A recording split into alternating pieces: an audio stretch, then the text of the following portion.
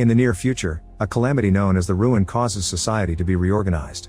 People don't have any sense of emotion anymore, they see all in black and white, lying is illegal, and medicine is used to repress any naughty desires. This is why babies are born through genetic engineering. Such reorganization has removed all pain and conflict to allow for peaceful coexistence, but it's also left people without individuality, since they're all one and the same. The city is surrounded by a mysterious mist and people are told there's nothing beyond it. A boy named Jonas rides his bicycle to the nurturing center with his best friends Fiona and Asher to do volunteer work with the newborn babies. The three of them have turned 18, which means soon they'll be assigned a place in the community. Fiona and Asher are excited about the upcoming ceremony, but Jonas is scared because he feels different and he doesn't know what path to pursue. Nobody knows this, but Jonas can sometimes see color, like the real shade of Fiona's hair. At the nurturing center, Jonas's assigned father is working with a newborn who is still uncertain, meaning he hasn't been assigned to their family unit yet. The baby suddenly starts crying, so Fiona soothes him while Jonas's father says his name, which is Gabriel. Jonas is worried because knowing a newborn's name is illegal, but his father explains that hearing their name calms babies down. After a morning filled with volunteer work, the friends go to the park fountain and jump through the mini waterfall, which has become their little ritual. At that moment they make a promise: no matter what role they get assigned during the ceremony, they'll always be friends. The next day all the teenagers attend the ceremony, which is being hosted by the chief elder. First they say goodbye to the retired elders, who will be sent to a retirement home called Elsewhere. Next, all newborns are assigned to their new families, and 9-year-olds are given a symbol of their responsibility. Eventually it's finally time for the teenagers to get their new roles in the community. Fiona becomes a nurturer, and Asher is chosen as a drone pilot. However, when it's Jonas' turn, the elders skip him and he has to watch how literally every other teen gets a job except for him. When only Jonas is left on the stage, the elders make a special announcement. Because of Jonas' capacity to see beyond, he's been chosen to be the next receiver of memory. This means he'll get all the information about humanity's history so he can protect the community and advise the elders to avoid making the same mistakes. Jonas was left for the end because the elders had to think extra hard about their choice. They even say they can't afford another failure. After the ceremony is over, Jonas asks his mother what the elders meant by that, but his mother quickly changes the subject. Then Jonas goes to his room and activates a chip that teaches him more about his new role. He'll have to report to the current receiver for training, and after every training session he must immediately return to his house. All the details of this training must be kept secret. This role gives Jonas the privilege of many legal exceptions. He can ask any question and lie without being seen as rude, and aside from the daily anti-desire injection he mustn't take any medication, especially those that stop pain. The following day, Jonas puts on his new uniform, which makes him look different from everyone. He rides his bike to the edge and enters a lonely house where he meets the current receiver of memory. Since he'll be passing the memories to Jonas to be the new receiver, the old man says he's now the giver. The man explains that Jonas' training will be receiving humanity's history and learning to guide the elders, then makes him sit across from him. Jonas notices a mark on the giver's wrist which matches the one he has. The giver makes him move until they're as close as possible and takes Jonas' hands, causing him to start having visions. He suddenly feels cold and is shocked to see snow, which he never saw before. There's a sled nearby so he tries taking a ride, only to stop when he spots a house with a happy family singing a Christmas song. Before he can learn more, Jonas appears back in the giver's room. Apparently this is all for the first day, but the giver promises that there's much more to the world than people think. In the evening, the mother says there's something a little different about Jonas. At that moment the father comes home with Gabriel because the baby needs help to catch up on his development. Jonas notices Gabriel has the same mark on his wrist and can guess what will be his future. The next day, the giver announces they'll learn more about color. The giver shares that his first color was yellow, and Jonas tells him about the red of Fiona's hair. Then the giver sends Jonas into another memory, and this time he can see lots of wonderful colors in the sky. It seems this is the first time he gets to look at a sunset. When Jonas returns to reality, he's shocked to see colors in the room, although some of them are still a bit muted. It's explained that the elders decided to get rid of colors because it encouraged envy, but as Jonas advances with his training, he'll see more colors and in brighter tones.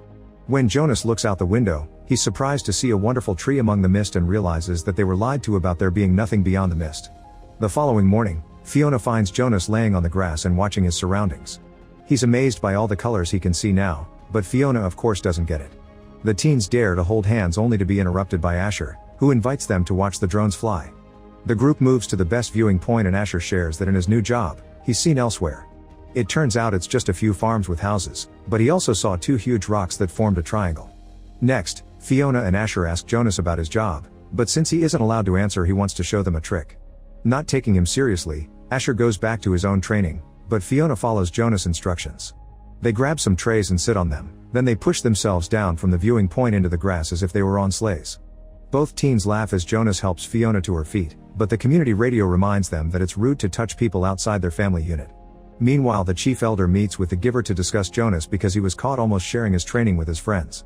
However, the giver says that this is inevitable and that he used to do it too when he was young. Angry, the chief elder tells the giver to behave, reminding him of what happened to the last receiver. Sometime later during another training session, the giver hands Jonas a bunch of books for him to read. During the process, a map falls out and Jonas sees it shows their world with a border around it called the Boundary of Memories. Jonas realizes that if a receiver crosses the boundary, then all the memories of the world would be set free. Then the giver takes him to the basement and reveals he has a piano, which fascinates Jonas because he never heard music before. The giver starts playing as he explains that the morning injections remove people's ability to feel emotions. When the giver grabs Jonas' hand, he has another vision. There's an old-timey wedding going on full of food, music, and dancing. People are clearly happy and feel connected with each other. Once he reappears in the real world, Jonas realizes he feels lots of new emotions like he never felt before. The next morning, Jonas tries teaching his sister how to dance, however their parents catch them red-handed and are disturbed by the activity. Suddenly they receive a hologram message from the chief elder, who is wondering if Jonas is being trained properly.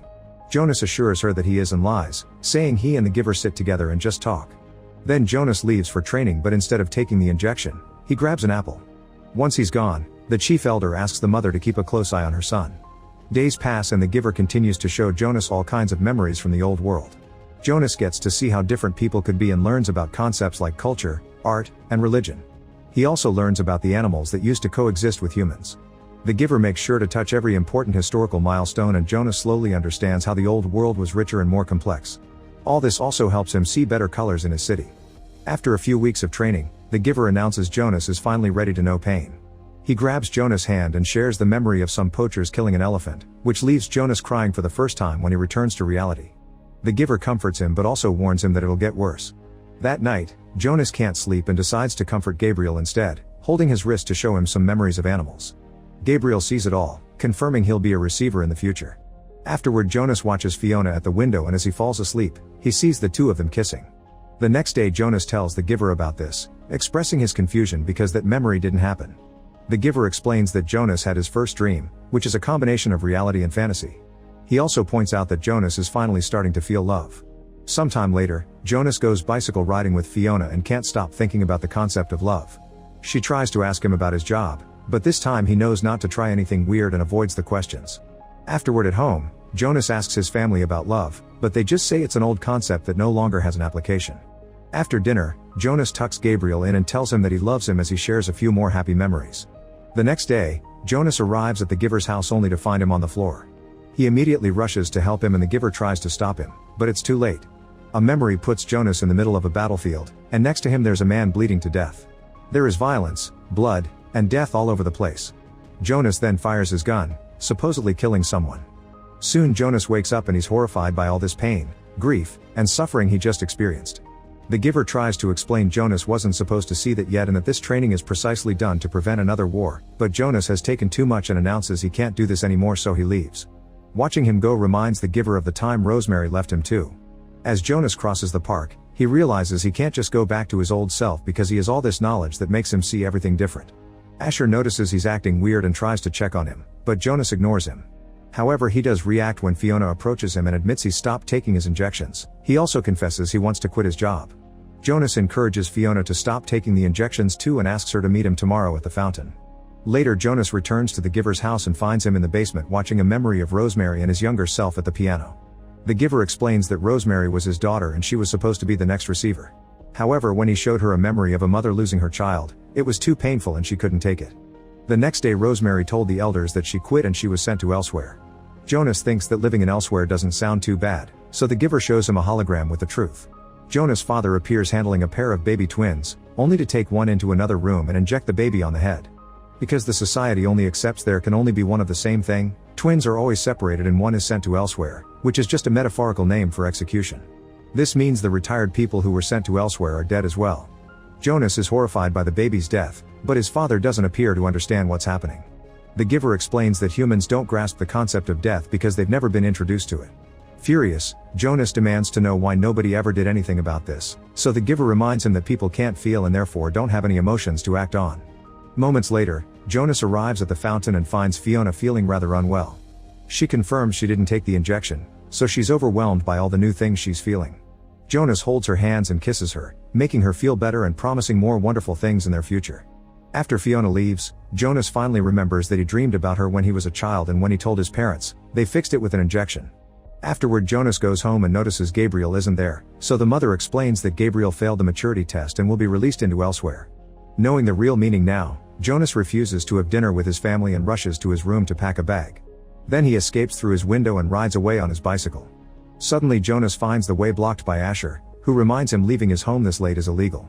Jonas tries to explain that there are more important things, but Asher still grabs the bicycle to stop him, so as they fall, Jonas shocks Asher by punching him. Then Jonas manages to escape and goes to the giver's home to ask for his help. The giver is glad to see this rebel act and they make a plan together. Jonas will take Gabriel to the boundary of memories to release humanity's history, while the giver stays to help guide people once all those memories come back. Meanwhile, Jonas's mother hears what happened from Asher and reports the incident to the chief elder, who immediately makes a hologram call to the giver. Jonas hides just in time and the giver tells the chief elder he doesn't know where Jonas is. The chief elder can tell he's lying, but she can't force him to talk, so instead she concentrates on tracking Jonas on the security cameras. Then the giver gives Jonas the map, and as he says "I love you," he shares some memories of revolutionary events to fill him with courage. In the city, a message is played announcing Jonas is a wanted man. Soon he makes it to the nurturing center, which is seen by the chief elder on the cameras, and she sends her men after him. She also finds a recording of the kiss, which horrifies every elder in the room. In the nurturing center, Jonas convinces Fiona to take him to the restricted floor while explaining he'll be leaving the community for good. After they find Gabriel, Jonas asks Fiona to come with him, but she refuses to leave her family, so she says goodbye with a kiss. At that moment the guards enter the building, so Jonas takes Gabriel through another door while Fiona takes an empty cradle and starts running, causing the men to follow her believing she has the baby. After a long chase, Fiona is surrounded and captured, but Jonas manages to escape by stealing a guard's bike. Unfortunately, the guards soon catch on and start chasing him too. Jonas goes as fast as possible, crossing the city as he makes his way to the edge. The guards follow him there, but they immediately stop when they see him jump into the mist where they don't dare to follow. The chief elder receives a message saying Jonas was lost to the edge and the search is cancelled. Refusing to give up, the elders bring Asher and Fiona in for interrogation, and Fiona is given the injection again.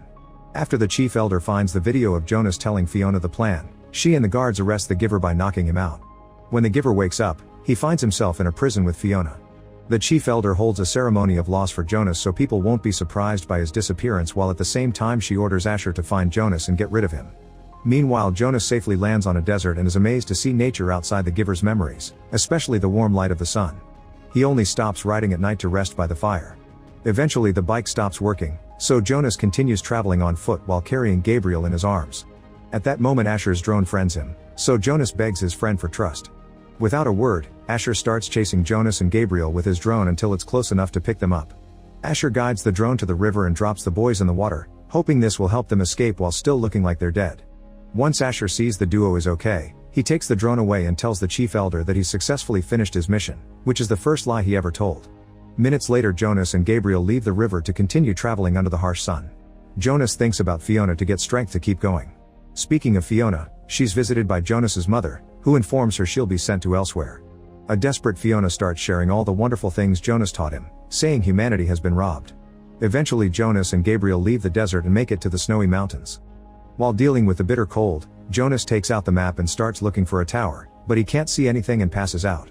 Back to Fiona, she's taken to the chamber room where she'll be released, so the giver joins the watching elders and begs them to end this unnecessary drama.